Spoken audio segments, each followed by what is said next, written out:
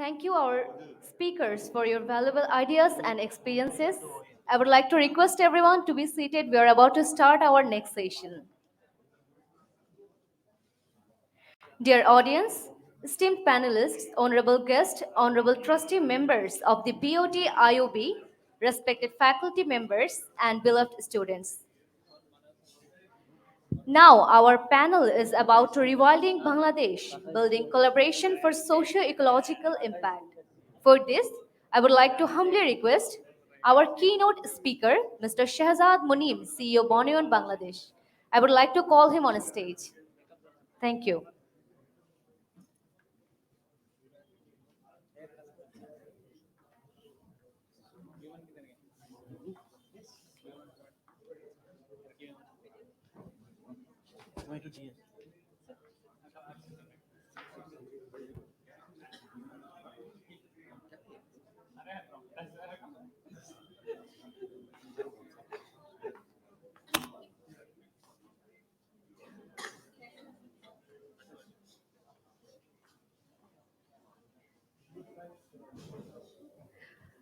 We have our keynote speaker, Mr. Shehzad Munim, CEO Bonoyan Bangladesh.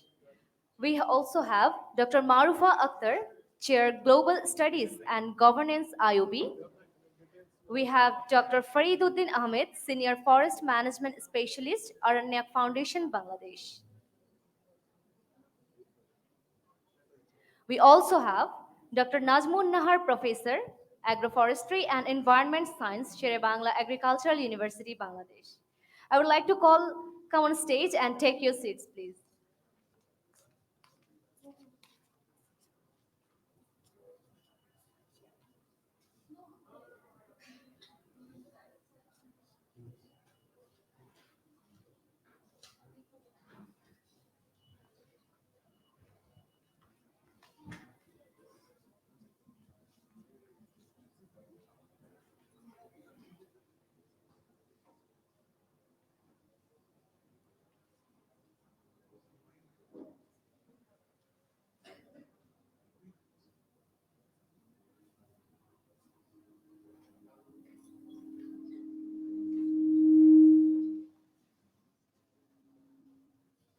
Thank you.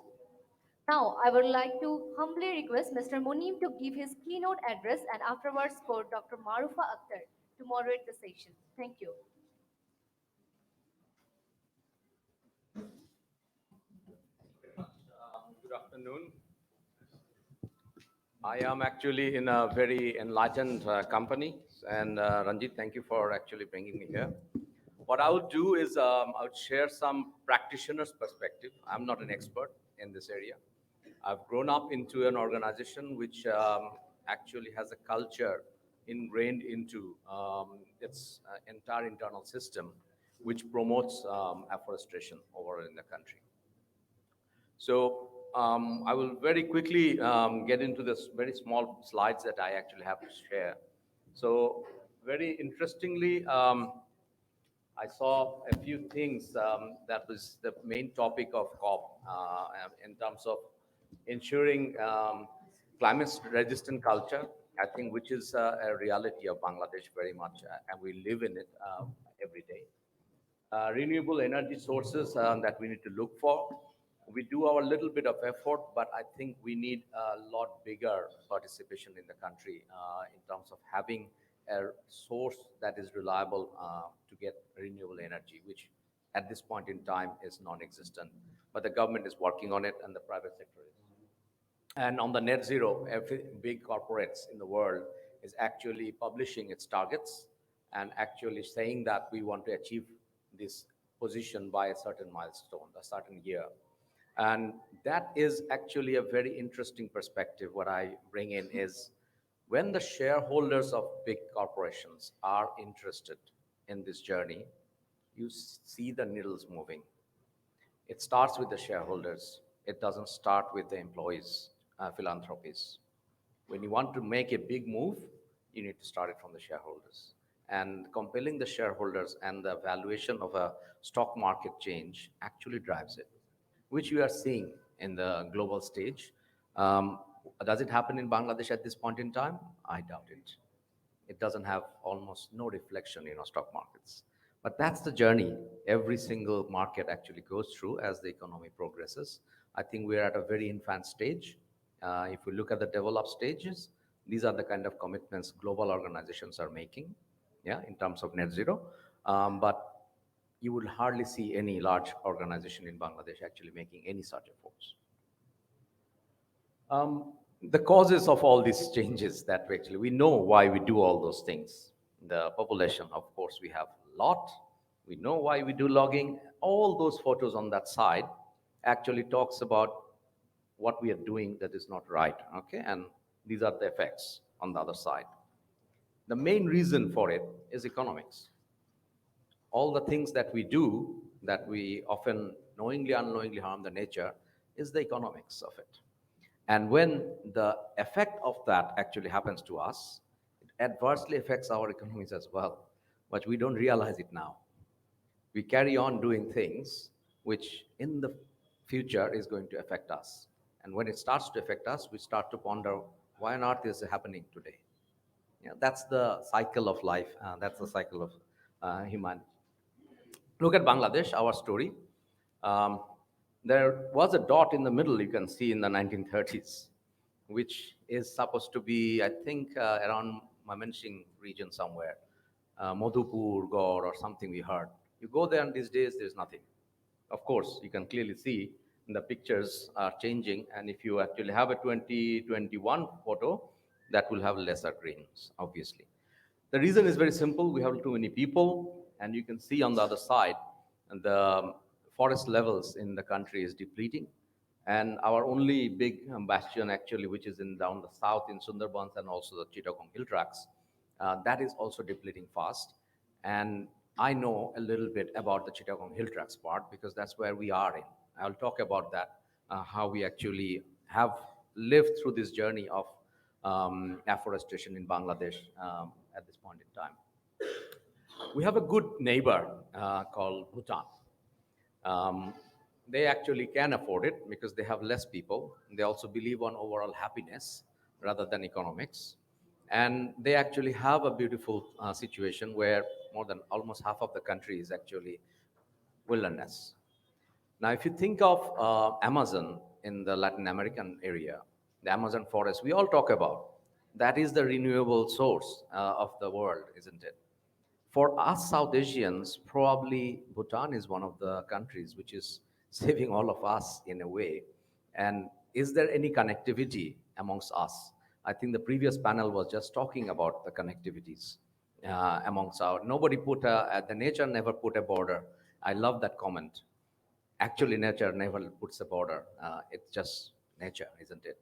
And if you travel around that patch, you will start to fall in love with the beauty of the natural beauty. And actually, the eastern side of India as well. I've been a traveler from my first job, and it was in Sylhet, and one of the very few person to actually cross the border and actually drive through to Shillong.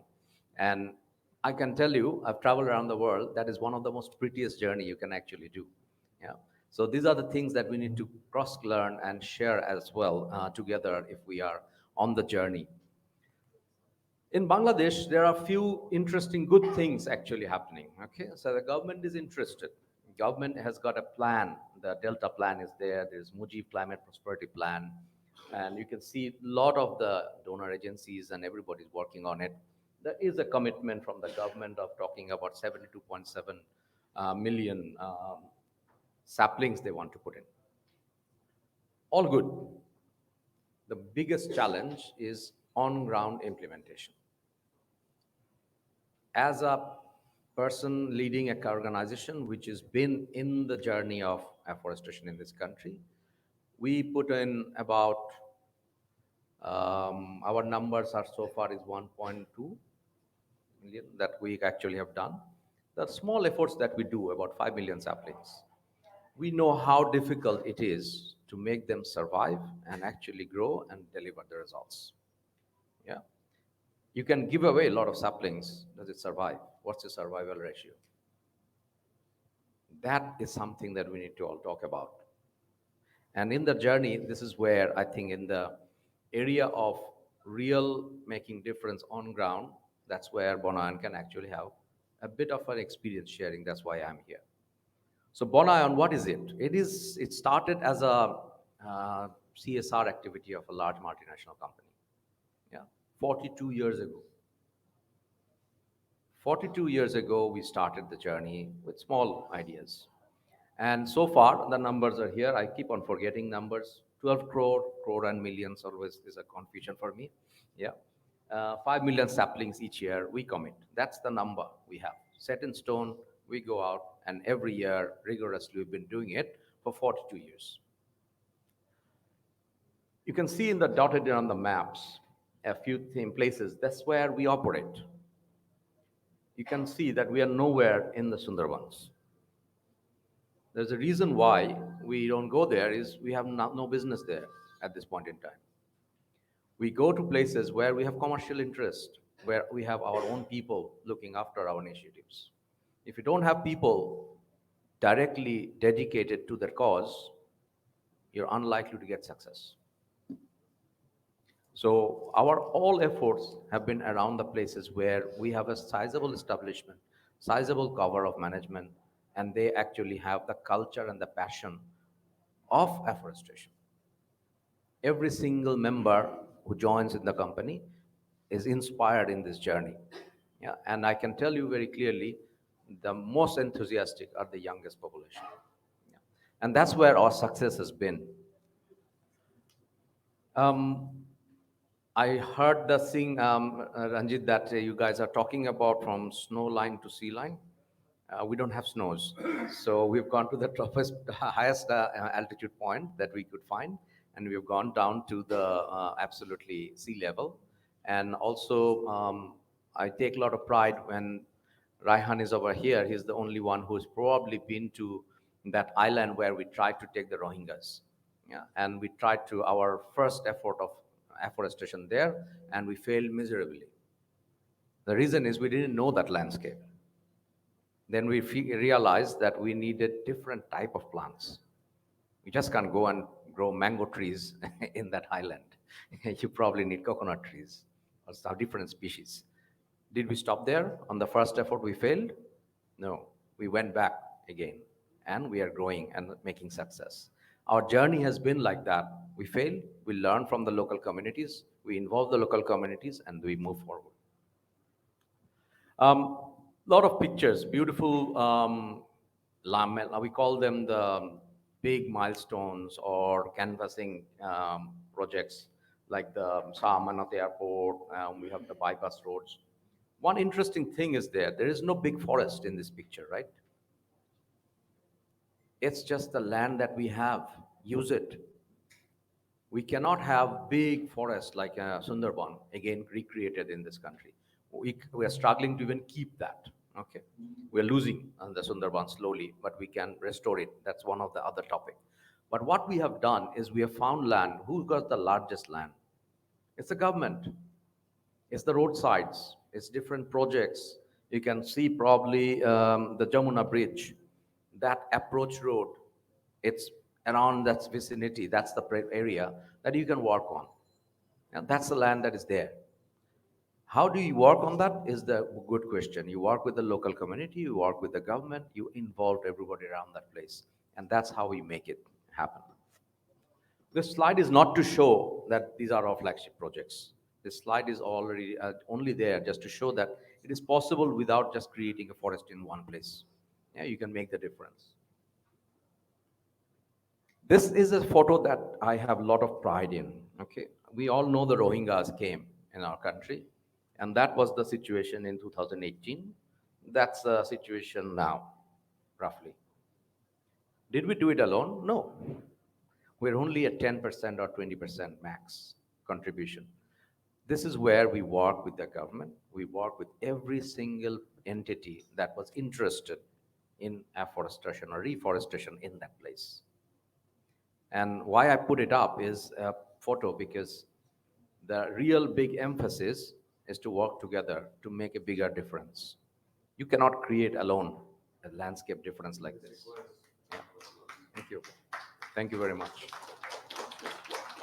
And I'm very glad that we actually have 6 years now renewed contract to work together with the repatriation process in the government entities. And there were times it was difficult to go there. We needed a lot of brave people to actually shoulder on. But that's what I said. Our people are there anyhow in that part of the country, and they contributed in creating this picture. This is another slide where I would highlight is that you can see all government institutions in this slide. This is the journey of partnership. So 42 years ago, we started alone. We did it on our own with our management, wherever we were, we did a little bit of work. In this journey, we have realized you need partnership, and government is the institution which has got the largest amount of land in the country. And if you go with the government, if you go with the police, military, border guards, these people have an ingrained system in them to actually look after the plants. Your success ratio is the highest. If you give them something, they have a barricaded place, they have a rigor of actually planting and actually watering these things, and the success rate is high.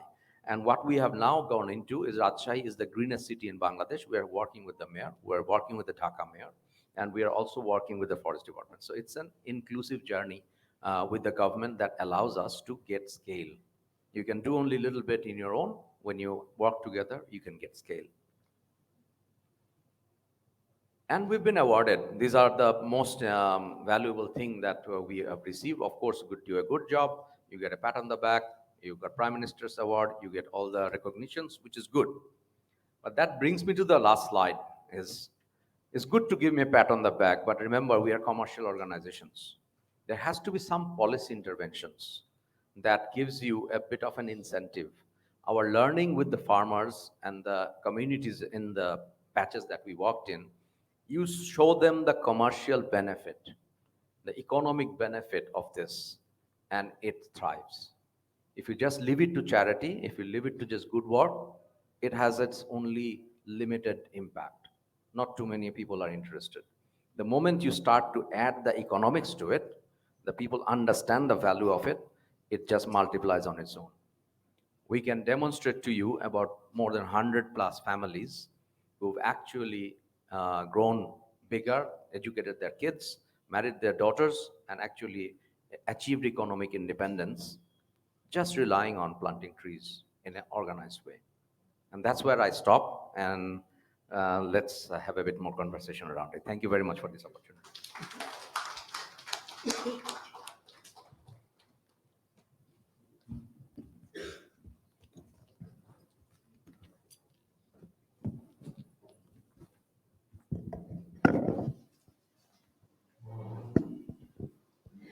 Thank you. Thank you so very much. It was a very enlightening presentation. Good afternoon, everyone. I would like to welcome you for this session, which is about talking about the Rewilding Bangladesh, building collaboration for socio-ecological impact. I really congratulate you to start with this keynote presentations, which actually talks about few key important messages which I would like to highlight before we go to our other speakers. We do have esteemed two speakers today, will share their own experiences. So first, I really like when you mention we cannot do alone. So that means collaboration. And also you talked about that climate change is something that is cross-border, is interlinked. So biodiversity loss in Bangladesh, Sundarban, is also ultimately impacting other parts of the South Asia. And yesterday we spoke about this borders actually doesn't work when it talks about climate change and deforestations and what we are talking about. So collaboration is must. And in this case, Bangladesh can be a leading example. And we do have a good policies that you mentioned. We do have two good policies. The issue is how do we implement? How do we monitor? How do we collaborate? So therefore, I would like to invite our two esteemed panelists today. So one, Dr. Farid Uddin Ahmed, Senior Forest Management Specialist, Arannayk Foundation, Bangladesh. And we have another, Dr. Nazmun Nahar, Professor, Agroforestry and Environmental Science, Sher-e-Bangla Agriculture University, Bangladesh. I would like to invite first Dr. Fariduddin Ahmed, Senior Forest Management Specialist, to touch upon some of your work experience and the lesson learned that we can use, especially your work with forestry. Thank you. Thank you, ma'am. Is it working? Yeah, okay. Well, I'm a forester by profession. So I have worked for 45 years with government and non-governmental organizations. So most of the time, I started as a researcher. So initially worked through Chittagong Hill Tracts and other forest areas of Bangladesh. And then I joined in Bangladesh Agricultural Research Council, where I worked for 20 years. I was leading natural resource management discipline and trying to help different organizations in developing their capacity for research as well as research development, including education and extension, I would say. And last 15 years, I was with Arannayk Foundation. Basically, in Arannayk Foundation, we try to conserve forest, engaging communities, collaboration. The point that you highlighted, I would like to say at the same tone. But in between, I worked with Swiss Agency for Development and Cooperation for 5 years. So what Bonoyan was telling, I would just like to supplement that. um, Two issues I would like to supplement. One is, very recently we had our master plan. So we tried to understand what we have in Bangladesh. So we had lots of survey, lots of data collection. In 2007, we had one, and last in 2017, 18, we had another survey. So we observed that trees in non-forest areas are increasing. Means there are more and more plantation by the private people, by the homestead dwellers. So more trees in the outside forest rather than in the forest. In the forest, our forest declined. If we compare over a period of 20 years, between 2000 and 2020, we have lost forests. Our forest is reduced. But outside forest, that has increased. There's an indication that people have become more aware. I just referred to Swiss Agency for Development and Cooperation for two reasons. One is, we had two great achievements in Bangladesh. One of the main tool or main issues for that kind of massive afforestation is nursery program of Swiss Development and Cooperation. They were really strategic in creating nurseries throughout Bangladesh, or encouraging young people to come up with tree material production or planting materials production. So that was one of the greatest achievement. And many of the people, do you know, can you imagine how many nurseries we have in Bangladesh? It's 25,000 nurseries we have in Bangladesh. And in fact, I invited Director General of Indian Council of Forestry Research and Education in 2004 to see our nursery industry in Bangladesh. While he came to Bangladesh, he came with a negative attitude that, oh, Bangladesh, oh no, they are just child. But after visiting Bangladesh, he said, I would like to spend a month in Bangladesh to write a book on, you might have heard the name of Dr. Negi, S.S. Negi, Sharad Negi. And he said that this is really something wonderful that I have seen in Bangladesh. The nurseries could be so big, so diverse, and so qualityful. The second point that I wanted to highlight is about quality. So initially, we started with production by the private sector, not with the government sector. And then second, we looked at the quality. Quality means germplasm. We tried to give emphasis on genetic improvement. So we did not just go and collect seeds from individual tree. We tried to select mother trees throughout Bangladesh. We identified those trees, collected seeds from those trees, and concentrated and collected in one place and redistributed to ensure that the genetic materials are properly distributed. So that was the second reason. And in fruit sector, we have a tremendous achievement. We have established a distribution system of fruit system from the source of origin, like research institute or universities that has developed some varieties, how that would be taken to the farmer's field in minimum time. So it takes just 3 years to distribute a released variety from the point of origin to the farmer's field. That's the second thing that we have established. So meaning that Bangladesh is in place for production of quality planting materials, both in timber trees as well as fruit trees. Now, I'm sure I don't have much time to make a speech like our keynote speaker. I would like to highlight or draw your kind attention to the previous panelist that they have been talking about restoration. So, in fact, I was telling that we tried to integrate people in restoration.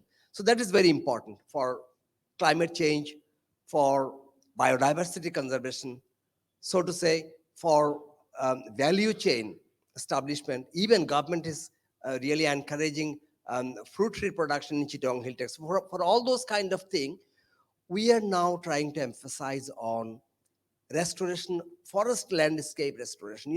FLR, forest landscape restoration, is very, very important, and we are making it involving people.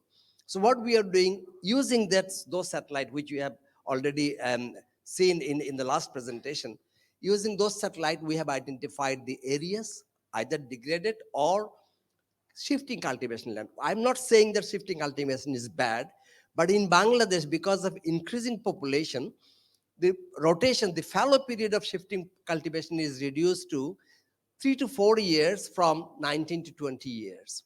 So that has become unsustainable. So we are trying to integrate fruit trees or other some valuable timber trees into it, because when we talk to people, indigenous people or ethnic communities in Chittagong Hill Tracts, ask them to go replace shifting cultivation, initially they would resist because that's their livelihood. We can't um, take out their livelihood. So they would say that, no, no, we don't want to change. But when we ask them, are you having right production? Then they said, no, but what we can do, we are going to exploit more and more land, find out more land so that we can have better food. But that land is not available. Bangladesh is densely populated country. So we are trying to integrate some of the fruit trees, some of the timber trees of their choice in the shifting cultivation land, as well as there are some highly degraded areas. If you go to Global Forest Watch, I repeat, go to Global Forest Watch, and in dashboard look for Bangladesh. You will see that maximum deforestation has occurred over last 20 years in Chittagong Hill Tracts. So we are trying to restore those areas involving communities. And yes, we are getting some. Initially, there were resistance because we are plain land people. They don't trust us. But when we have convinced them that we will be supporting you, helping you in restoring as well as livelihood, because livelihood is something that works for conservation. So our approach is livelihood for conservation. So supporting them for livelihood and for conservation. This is working something very good. You can see actually. I would like to say, tell you that if there are any professional, I would like for them. I'm saying that we had ROAM, ROAM, means restoration opportunity assessment methodology. We developed that, or we have customized that. We applied that in Chittagong Hill Tracts and took people into confidence. And they are now, especially, I should not say Chittagong Hill Tracts, rather I would say Bandarban and Ruangchori Union. In that area, we are having a pilot that's giving us very good, excellent performance, or we are very happy with people's perception, because initially they were resisting. Now they are inviting, oh, why don't you take my land into this program? That is a kind of measuring our success. When people call us that you take our land. Similarly, in Khagrachori, we have started working there in 2009. If you go to Arannayk Foundation website, you will see that in Khagrachari we have done similar type of thing, restoration work involving people. We have helped them in restoring their forest. So with their, just by them, I mean, with the, by the help of the people, they restored their area, but we were instrumental to help them for alternative livelihood. That is working, something that you can see, that is very encouraging. Madam, I would like to stop here. Thank you. I'm sorry you have given, I have taken more time possibly. No, no, absolutely fine. Thank you so very much, Dr. Farid, to bringing us, sharing with us your own working experience, and also to share some of the positive examples and changes that took place in Bangladesh over the last period of time. This is really amazing, and I learned a lot because I was not aware about that fact. But you brought about this when you talk about restoration, reservation, conservation, and also you spoke about the involving young generations collaborations.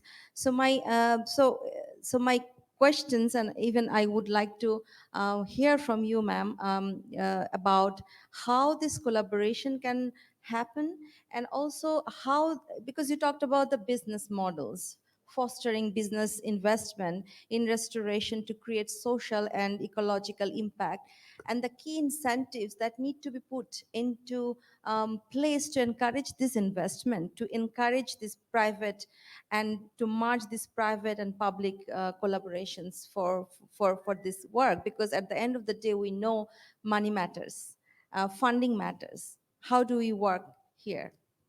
Thank you. I am an agriculturist, and I think I work my conduct research are based on agriculture, maximum in sea level. In the coastal area, I conduct my research with my students in coastal area. And we know that there are coastal area is increasing in our country due to salinity intrusion, and there are lots of the cropping pattern in that area is so less that only one crop is cultivated in that area. So vast of area are uncultivated. So our initiative is to research on the saline tolerant variety, and we at first we search the salinity level on that area, and then they, how can we mitigate this salinity problem. There are different climate smart agriculture adaptation technology we use there, that is actually surgeon method for coastal area, and drought prone area we use the rainwater harvest, mini pond, etc. And these people are really encouraged this program, and their lifestyle is socioeconomic important. They are really important, increasing. And in this, Dr. Fariduddin said that in hill areas, there are lots of scope in our country. The farmers, the farmers there, the respondents are changing their cropping pattern, their cropping pattern in the mango orchard. Now there are so many types of, so many varieties are cultivated there, and the multi-story orchard. There are fruit trees are cultivated there, and the people of that region are really very happy. In the very early stage, they only use the zoom types, that mean shifting cultivation. Now now the hilly areas, they are cultivated. There are 2 or 3 strata, that is a crop, that is mango, then banana, lemon, and in the pineapple in the ground level. So they are encouraging. They are interested to do this, and mainly the young people. I think they are doing this, and and our students, I mean scientists, are really working with their, and they are happy. And I think it will be improved, and our business and socioeconomic condition of our country will be increased. And we know that there are lots of problems, and there are climatic hazards in our country occur, and the people of the vulnerable region, they mitigate, uh, they want the adaptation technology that is must be climate smart uh, technology that they can use, and our scientists and our students are working there to collaborate with with that people, that area, and they're increasing their production day by day. Thank you so very much, Dr. Nazmun Nahar. Um, I think we can have another round of discussions on the question that I was actually thinking. Um, if because now we are talking about rewilding environment, we also talking about restoration. We talked about collaboration, but if I ask you very briefly to talk about all of you, what are the priority areas for intervention when we talk about rewilding environment in Bangladesh?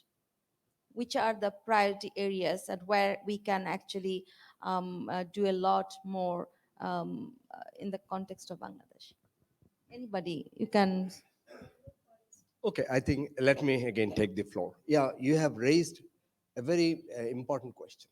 Which area and why? I would say Chittagong Hill Tracts. You know, when we talk of climate change, always we think that which area is more vulnerable. Immediately it comes to our mind that it's coastal area.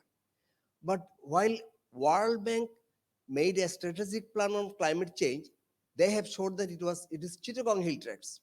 The main reason is, you know, in Chittagong Hill Tracts, the critical issue is water. With deforestation, we are losing water in the stream.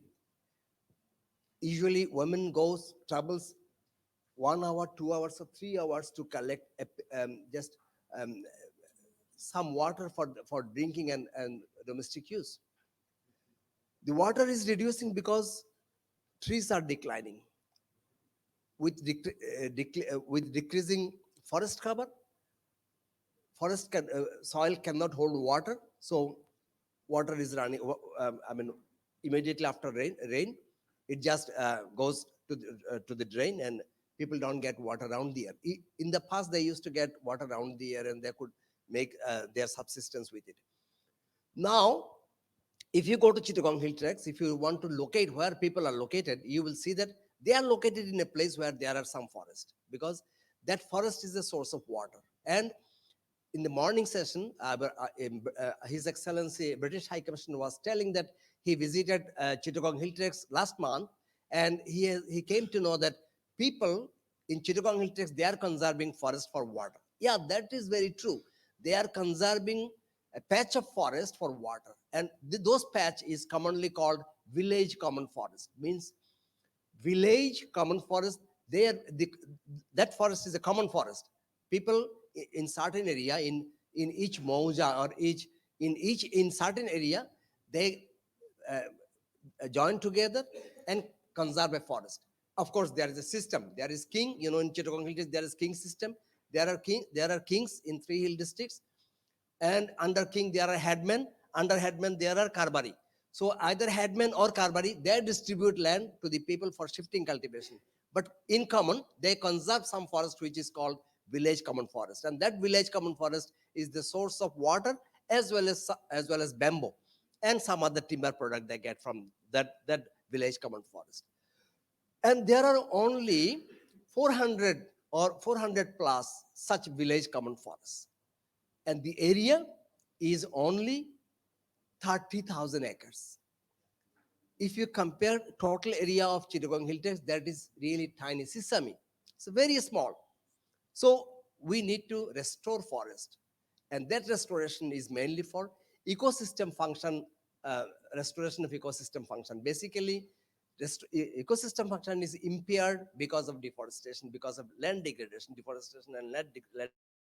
So that's why we have to bring it back. This point that Madam asked another question that about um, investment in Chittagong Hill Tracts and how to, uh, how people would be benefited from that. Government has recently encouraging people to come up with two crops. One is cashew nut, the other one is coffee. But though I told you that people had been doing shifting cultivation, even shifting cultivation is also shifted. Original shifting cultivation you don't see anymore, because now after 3 years they convert it as banana orchard. After harvesting banana, they plant some fruit trees like mango. She was telling about mango. So mango is one of the species. Now previously we thought that only mango is available in the northern part of Bangladesh, in Chapai and Rajshahi. Now Chittagong Hill Tracts become one of the attractive area for producing mango. Like in the coastal area, people are producing mango, and we are exporting it outside Bangladesh from there, because that creates some physiological stress, and that physiological stress makes it more delicious. Mango is become more delicious, and that mango is exported to UK and other countries of the world. Similarly, in Chittagong Hill Tracts, people are now trying for late varieties of mango, not traditional varieties. There are one variety which is very common is called Ranguai. Ranguai is very common, that came from Myanmar, but that is not as sweet as Amrapali. The second variety is Amrapali. Now people are saying that no, we don't want Amrapali because after 5-6 years we are not getting good harvest. Now they are asking for Bari 4. Bari 4 is late variety that brings more money. So people are quite intelligent, and gradually they are changing to the. So what I was telling, they grow some of the crops like turmeric. Turmeric of Chittagong Hill Tracts is going throughout, is exported throughout the world. That's number one. That's very very good in quality. Ginger, pineapple. People have been growing pineapple in a wrong way. So now we are trying to introduce coffee within pineapple, and we are trying to integrate even cashew within those plantation area, not in the area, not cleaning natural forest. We have to remember that we should conserve natural forest. We would like to keep it untouched. We don't want to introduce any exotic variety, any exotic species in the natural forest. But outside natural forest, where people are dwelling, if they integrate some of the fruit trees which are exotic, even say Bari 4, that's not really variety from Bangladesh. We have introduced it from somewhere, and then actually we have not. We have made a cross between Florida variety and our Ashina. So based on those cross, we have developed Bari 4. Bari 4 is a late variety, but color is beautiful, taste is fantastic. So we are trying to introduce those varieties in this area so that people can have better, can earn better, can have better livelihood, because that's ultimately that is important. That will contribute to forest conservation. They know that they need forest, but they cannot conserve it because they need to survive. I stop here. Anybody else would like to?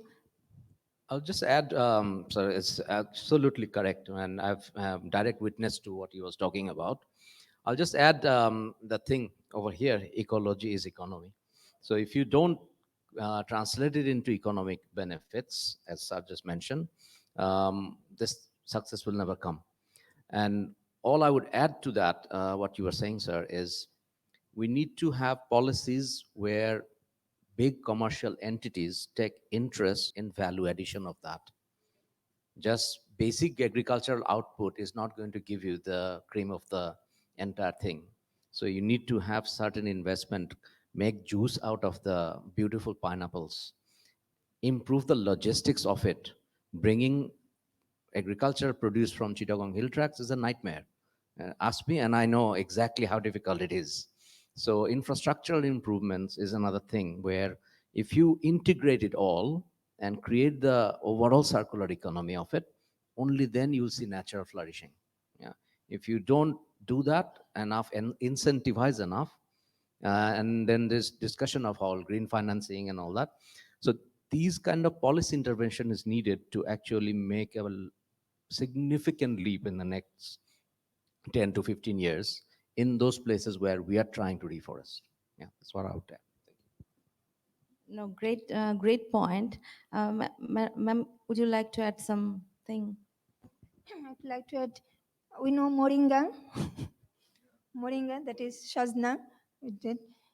It's called a miracle plant, miracle tree. There are lots of importance now. Most of the people of our country, in the southern region, I think they do not eat the moringa. But now we know that the leaves and that fruit and every parts of the moringa tree is so very important, and it is in our country. Some NGO are exporting the dry matter, that is leaf dry matter, leaf are exporting in some foreign countries, and they're earning lots of money. And they can use, and in our agroforestry system, and we can use moringa with other crop, associated crop, with vegetables, and we can increase our production, our nutrition, and the food security, I think, in the country must be improved. Great. From three of with our distinguished panelist and keynote speaker, one thing, one takeaway from this discussion is like we have to be very, we need a policy, of course, but we need to be smart and practical and innovative, because all the examples they were actually sharing, it suggested that we need to be very smart. What is practical, what is plausible within this small land and huge number of population, and the challenges, the development challenges that we do have. So thank you so very much for bringing all these practical examples, and I can feel that you are so motivated when you are giving examples of mangoes. I can feel that you need to have a heart. So while talking about rewilding, I think before we go to the audience to have a questions, maybe we can go for a question round, and then we can conclude with another round of questions. Yeah, if there is any questions. Do you have any emerging questions? No? Thank you. Thank you. I'm Ranjit from India, from the Eastern Himalayas, actually. So I was reflecting on what was being discussed. And one of the things, please sit, one of the things that we've been not been able to understand is that how do you restore land with local endemic species? And what has been discussed here, whether it's introduction of coffee, introduction of cashew, the entire agroforestry model to give actually the forests the buffer that is required so that the forests are not eaten up, and from outside the fringe benefits provide for the people around it to defend it. I can see the logic, but I'm not understanding why enough research is not being done by even us to see what is endemic species. Now the latest rage is moringa. Now everybody talks moringa. This is the latest, somebody must have come and said it. Last 6, 7 years, people are saying moringa. Everything can be used, it's biodegradable, it's good. Even though it's not endemic in many places, it doesn't really help. So my question to y'all, with all experts, because y'all are doing such great work of creating natural assets, and I would not call it planting trees. The planting trees is what we did in the imperial regime, where we actually had forestry, tea plantations, coffee plantations, because we wanted indentured labor to produce the goods and services and supply it cheap for consumption in the industrial north. That time has changed. Now it is for us actually to have a balanced world and lead the world. So many of the things that we are doing are correct. How do we get into this regime of creating the nursery movement of endemic species? Maybe you're doing it. I would love to know more about it. Okay, very good question. Actually, in 2006, Arannayk Foundation took a project to encourage nursery owners to establish nursery of endangered species. That was quite challenging because people are not familiar with, and there is no market for endangered species. The people look for Acacia auriculiformis, eucalyptus, because those are fast growing. When I was encouraging them that go for some critically endangered species. Neither they are familiar with those trees, nor they are familiar with collection of seed or seed handling, nursery raising. So we started that, and after that we tried to rather that we started with 26 nurseries, and 26 nurseries, when they raised those seedlings, they found it difficult for marketing for selling. Then we said that there is always a tree fair in the country. So we asked them to take it to the tree fair and introduce people with those trees. But that's how we have actually started it, and it's going. Even to be honest, in the program that I was talking about in Ruangchori, we have supported 8 nursery owners because we need seedlings in the remotest area of the forest. And producing seedling in Bandarban district and taking it to the forest is quite challenging. So we try to create, help 8 young nursery entrepreneurs who committed that they will go for nursery, establishing nursery, and we provided them seeds and technology support. They raise those seedlings. At the same time, they were also thinking of marketing, because we said that we will buy your seedling a year or two, then we will not buy it from you. You have to do your own marketing, because they have to create their own market. But it's very difficult. That's why we had a buffer nursery. So Arannayk Foundation has established one nursery in a very large area, which is about 3 acres of land. In 3 acres of land, we have produced all those uh, planting materials which we would be planting in the field. But again, I reiterate, we don't encourage planting trees in the forest, in the natural forest, even in restoration area. In restoration area, using satellite image, we have identified 5 different kinds. One is highly degraded site. So in highly degraded site, we have still found that even you have seen one area in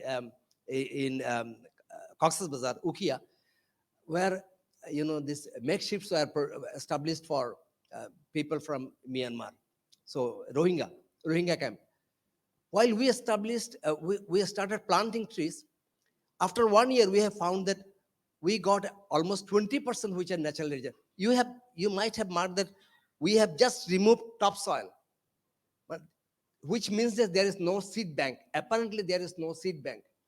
But after 1 year, we have found that at least 20% natural regenerations were there. Those seeds were coming from outside.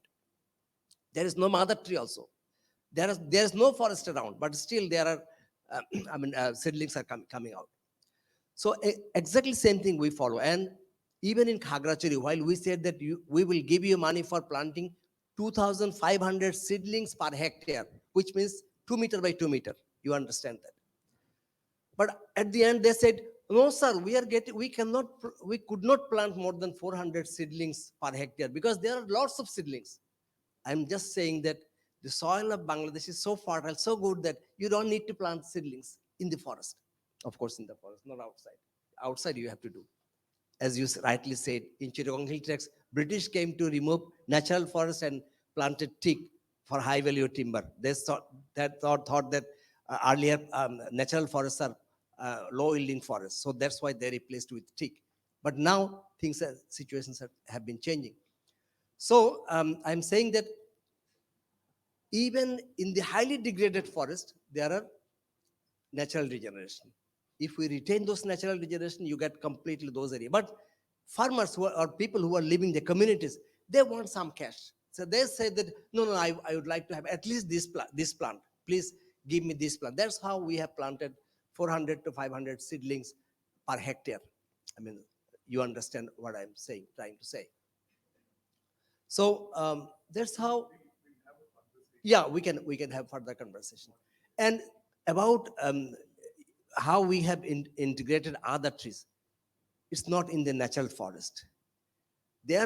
We did not change land use system altogether. For example, if there is pineapple plantation, or they are doing say pineapple plantation in one area, we did not ask them to replace it with tree.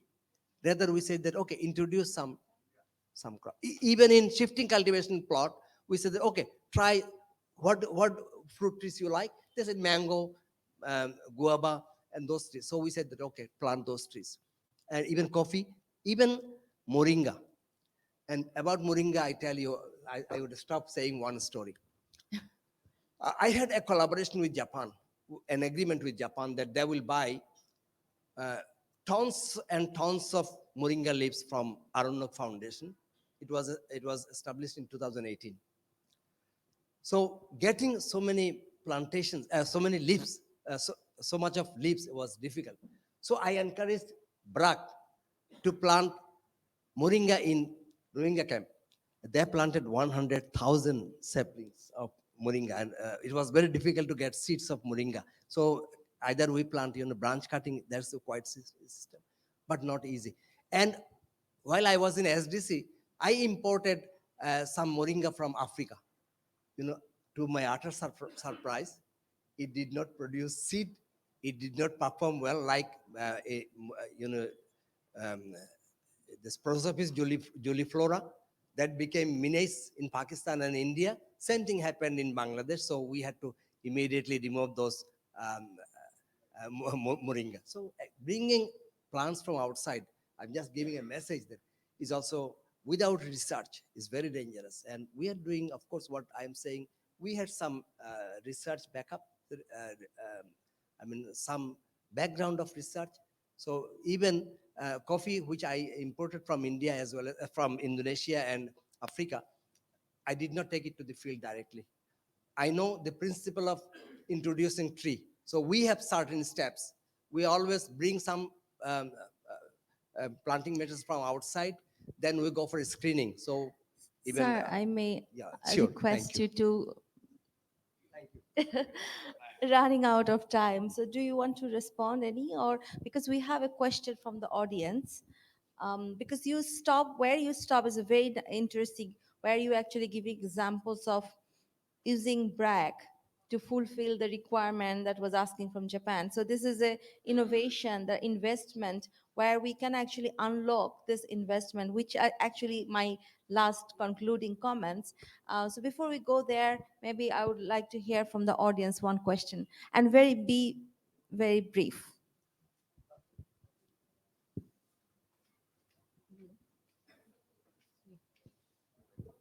Hello, my name is Momtaj Rahman Mekha. I'm currently working at BAT Bangladesh. I'd first like to thank you all for a very wonderful session. I learned a lot of things. The question I have is, while all of you are expert in your fields in terms of what you do, and the audience in this room are also people who are perhaps quite interested in things like environment, however, the average person who face the consequences of the lack or the degradation of biodiversity, they perhaps don't understand that how it is related to biodiversity loss, but they face the consequences of it. An example of this might be when people face the consequences of flood, they don't know it's a direct result of the cutting down of trees and the soil losing and soil erosion as a result of it. So my question would be, if ecology is economy and a lot of people are facing the consequences of it, but they do not understand that it is directly related to the loss of biodiversity, how do we embed this idea to the common individual? Thank you. This is no. Actually, if we, if we, I do not. I would like to differ with one point that people don't understand the impact of losing biodiversity might not be true. Basically, uh, if I talk about Chittagong hill trades, there is another politics, another issue. It's not, they understand that if they lose tree, they will not be getting water. They will not be getting bamboo. They will not be getting many things. But in other areas, people are replacing, say, high value, fast growing trees because of the cash. That's true that people don't value mandar, say for example, Erythrina or Parijat, Bangla jetake boli, Parijat, or value of Shimul. Those trees attract birds, and the impact of losing birds they might not understand, but usually people remember. The point is awareness. That's why we need more communication, more television program, May, especially the children. We should learn, we should teach children about. Thank you. Maybe we would like to hear from two other panelists. Would you please, would you like to respond? I think just to add to your question, is what Sir also mentioned is what we have found in our journey, the youngest population are the most enthusiastic. I think you need to incorporate these kind of things more into our educational curriculum so that we can inspire the younger generation. And most important of all is how do we start to collaborate more is something that I want to really highlight. The SDG targets of our country also says that about 40% has to come from the private sector contribution. And we cannot be all pulling in different directions. We all need guidance to actually pull in one direction. And we cannot be spread all across or put all our resources in one place. Like we are talking about Chittagong Hill Tracks, which is very important, but everybody goes there. It's also a crowd. Yeah, so we may need to diverse a strategy that how we actually tackle the issues district by districts, and it could be a prioritization. These 5 districts are a priority, and second level. And this is where I think we need a lot more work and platforms where we can have the dialogue with the government. And our learning is that if we approach, there is very good response from the government side. I think it needs to happen both ways. That's all on that. Thank you. Yeah, great. I mean, we today within the discussions, ma'am, I will come to you for your last comments. But which is interesting here that in the discussions that all the examples and policies we are talking about, we actually emphasizes empowering the local community, because without making them empowered, you cannot actually bring any changes. Whatever funding we are talking about, that will go in vain if they are not empowered. And also, most important, thank you for bringing this topic, awareness, public awareness, how we are going to educate people, because behavior is also very important when we're talking about conservation. So my last question I would like to, and ma'am, you, if it will be great if you can put light on. Okay, so the discussion is getting really intense because we have one more question. Please, I would request very brief, if possible, in one line.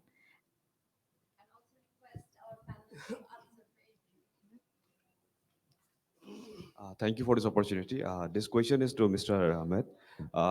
As you have said that the shifting cultivation has been a great problem in the hill tracts of Chittagong. It's the same problem in the hill districts of in hill states of northeastern. Like people are confused whether shifting cultivation is a sustainable or unsustainable process. Like if it is followed traditionally, it's considered to be sustainable. Somewhere around when I was in Nagaland, I came to heard about this tree pollarding practices. So I want to know a little bit of that. How is it is an alternative solution to this shifting cultivation? Your comments on this, sir. Sorry, if I got you correctly, you are saying the tree pollarding practices in shifting cultivation. Exactly. That is being followed in Bangladesh also. Pollarding, and we do it in such a way that you can see only a stump. And normally they burn. This is clearing and burning. So that's what they do. But unfortunately, we don't get even large tree because it's only 3 years, 3 to 4 years. So they clean everything now. Previously, they used to retain tall, big trees, and they either clean branches or pollards. But now, almost it's clearly burned. And the problem is it's not only burning, but it also continues. The burning continues even in the area which is not supposed to be under shifting cultivation. I will Thank you. discuss. I mean, we can discuss those issues. Sure, sure. Therefore, there is a tea break. Maybe it will be, or in the informal discussions, you can discuss more. But I would like to go to our ma'am. Please, if you have, would you like to respond or final comments Last on comment. how can we For collaborate? IOB student, I think the business should be eco-friendly, and waste materials should be managed, and I think they can measure carbon footprint, I think, and promote green events and reduce travel joint in um, online, virtually they can use travel, and they can we can minimize our loss in economy, and we can by awareness, I think the environment will be fairly eco-friendly for us. So thank you. Thank you so very much. I would like to conclude this session here and with a huge thanks and a big round of applause.